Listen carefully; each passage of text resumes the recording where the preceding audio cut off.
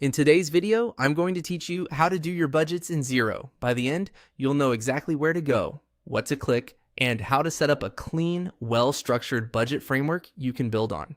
Start by opening Xero and heading to the reporting section from the main menu. This is your planning hub and the place where Xero groups all of your financial insights. From there, choose all reports. This opens the full library rather than just your favorites, making it easy to find the budgeting tools you'll need.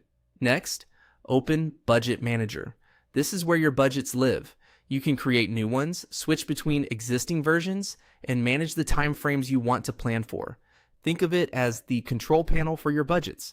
Nothing is finalized until you save, so you can confidently click around and review options before committing. At the top of the Budget Manager screen, open the drop-down menu to view available budgets. Choose Add New Budget to begin a fresh plan.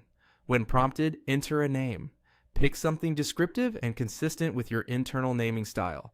Include the financial year, a department, or a scenario label if that helps you and your team identify it later. Clear names make reporting and comparisons much easier down the line. Click Save to create the budget shell. With the budget created, set the start year. This should align with your organization's financial year, so double check that it matches the period you report on. Selecting the right start year is important because it determines how the budget grid will lay out months and totals. Now, choose the period. You can select 12 months, 6 months, or 2 months. Go with full months for a full annual plan, 6 months for a mid-year refresh or shorter forecast cycles, or 3 months if you're focusing on a tight rolling outlook. The choice doesn't lock you into a strategy forever. It just frames the grid you'll work with for this budget. Click Update to refresh the layout based on your selected year and period. This ensures the budget table reflects the correct dates before you begin entering final figures. Finally, click Save to lock in those settings. Saving here is key as it preserves the structure you've just defined so you can come back and populate the numbers without having to reconfigure anything. That's it for the setup.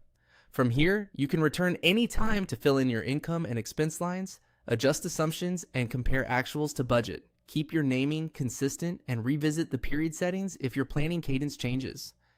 Thanks for watching and happy budgeting in Xero.